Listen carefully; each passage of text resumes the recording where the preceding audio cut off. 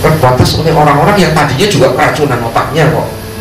Anda cuma mengkopi orang-orang yang otaknya keracunan gitu. Gak bisa mengenal Allah dengan cara gitu, tak bisa. Harus Anda rela dibersihkan Roh Kudus, nanti Roh Kudus memberi pewahyuan, Anda bisa menangkap yang benar. Oke, sekarang yang bilang saya sesat, perhatikan baik-baik. Apakah saya jadi tidak genah atau genah?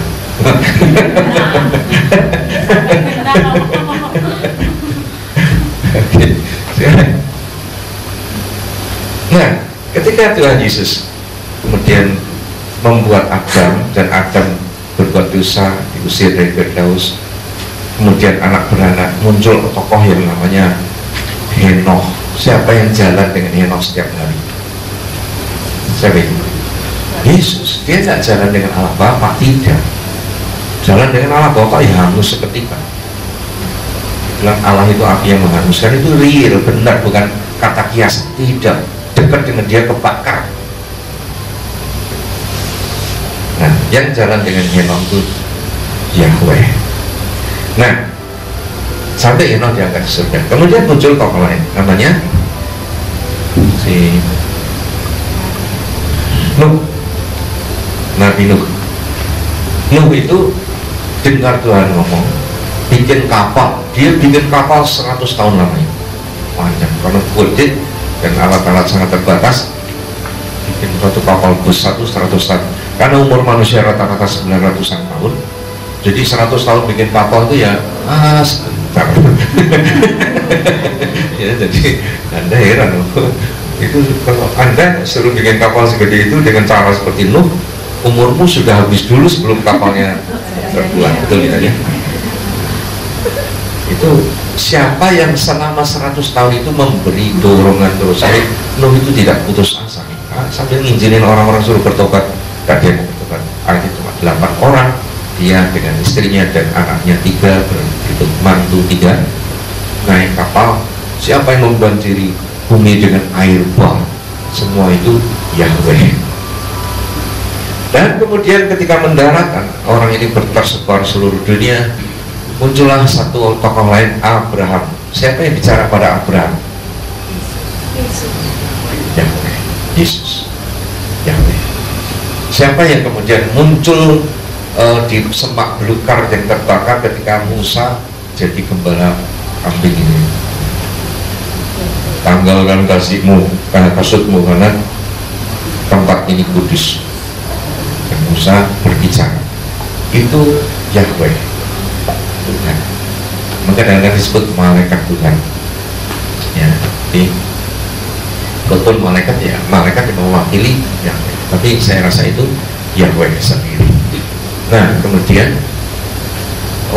tokoh lain apa? Habis Musa, muncullah nabi-nabi yang lainnya, banyak nabi, raja-raja, nabi-nabi yang berdialog dengan Allah mereka. Allahnya siapa? Yahweh, bukan Allah Bapa, bukan. Dan Allah Bapa belum memperkenalkan dirinya. Nah, ketika kemudian akhirnya Yahweh ini turun menjadi manusia, dia bilang, aku ini masih punya Bapak di surga. Sebelum bapakmu Abraham lahir, aku sudah ada. Kenapa? Karena yang bikin manusia aja dia. Ya, orang Yahudi marah karena apa? Kau manusia ini, manusia biasa menyamakan dirimu dengan Allah. Itu sebabnya Yesus digantung di desa, karena dia menyamakan dirinya dengan Allah. Orang Yahudi kukuh, kami tidak percaya Allah yang lain kecuali Yahweh yang kami sembah. Yesus mencoba menerangkan, itu aku. Nah, ini dilempar batu. Apalagi di atasnya ada Allah Bapa lagi ya. Ini membingungkan orang Yahudi. Sebab konsep mereka Allah itu cuma satu, monoteis. Ketika Yesus memperkenalkan Bapaknya, dia merubah pandangan monoteis itu jadi triteis, bukan politeis lah. Politeis itu nanti kayak orang Hindu gitu ya, Allahnya ada 1 juta, beri nama dewa. itu politeis. Kalau ini triteis saja, 3 saja, Allah Bapa, Tuhan Yesus, dan Roh Kudus. Nah, kemudian muncullah Islam ya. Islam kan sebetulnya meneruskan ajaran Taurat yang berpandangan Allah cuma satu. Jadi orang Islam kukuh bilang yang benar itu Allah yang satu, itu monoteis. Jadi Yahudi monoteis, Islam monoteis. Para teolog berantem, akhirnya mereka bilang nanti daripada kita dibilang aliran sesat, ya sudah kita juga monoteis. Tapi Allah yang kita sembah itu ya berfungsi sebagai Allah Bapa, sebagai Roh Kudus, sebagai Tuhan Yesus.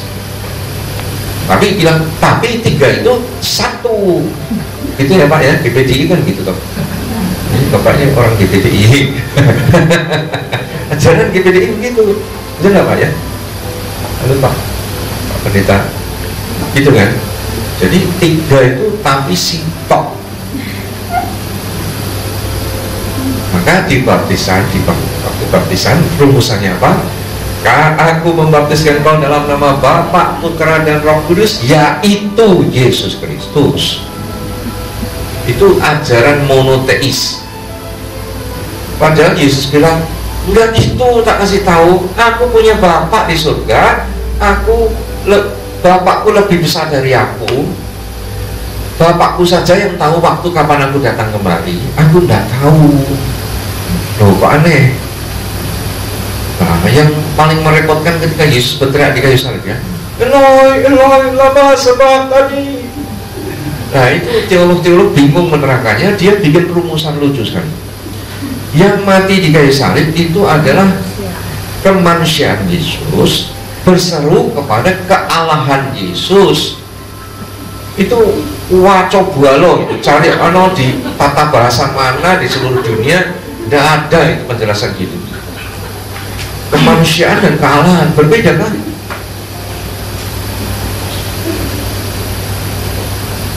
Enggak. Yesus itu anaknya Bapak itu. Dia lagi teriak sama papinya tidak pernah turun dari sana kok. Apa Yesus waktu jalan-jalan di muka bumi itu surga kosong? Enggak ada penghuninya. Dimasukin maling gitu. Bapaknya tetap di sana kok. Jadi ketika dia berdoa, dia menghadap kepada Bapaknya. Ada komunikasi antara 2 pribadi itu. Yang satu Bapak, satunya anak. Sudah Alkitab ya simpel gitu, itu ngenah sudah. Dan tuh dia berdoa di Getsemani, Bapa, aku berdoa agar mereka murid-muridku ini tidak diambil dari muka bumi, tapi lindungilah mereka dari yang jahat. Nah, dia ngomong sama siapa? Kemanusiaannya ngomong sama kealahannya kah? Dan maksud dia kalau dia ngomong sama bapaknya yang lebih besar, dia tunduk di bawah perintah Bapak. Akui 3 pribadi sudah, jangan pusing gitu loh. Yang pusing nanti mengenahkan kepada jemaat yang sudah terlanjur salah diajarin. Nah, pusingnya di situ. Bagaimana mengkoreksi ajarannya yang sudah diajarkan berapa puluh tahun kepada jemaat? Memang pusing. Tapi mending pusing sekarang daripada nanti ketemu Tuhan di surga, pusingnya lebih parah itu. Jebule telu toh. Jebulnya itu di sana. Mending sekarang pusing dikit. Jangan marah kalau saya ngomongin bener gitu, jangan marah gitu loh. Maksud saya baik supaya Anda mikirnya juga pas, enak gitu, sehingga seluruh Alkitab terbuka dengan gampang. Tidak ada ganjelan di otak itu, tidak ada. Alkitab sampel dikarang untuk siapa? Untuk orang sederhana. Sebetulnya Alkitab paling utama ditujukan untuk siapa? Para gembala itu, orang-orang sekelas para gembala di Padang Efrata atau sekelas tukang-tukang ikan di Galilea. Dikarangnya selevel orang-orang itu untuk mereka, bukan untuk teolog-teolog yang meruat otaknya, tidak. Justru Allah menyatakan hal-hal rahasia yang tersembunyi itu kepada orang-orang kecil. Betul tidak? Jadi harus bisa dimengerti sama orang kecil, tapi dikacaukan dengan orang-orang yang terlalu tinggi pintar-pintar itu. Jadi ikut diruwetkan oleh mereka gitu.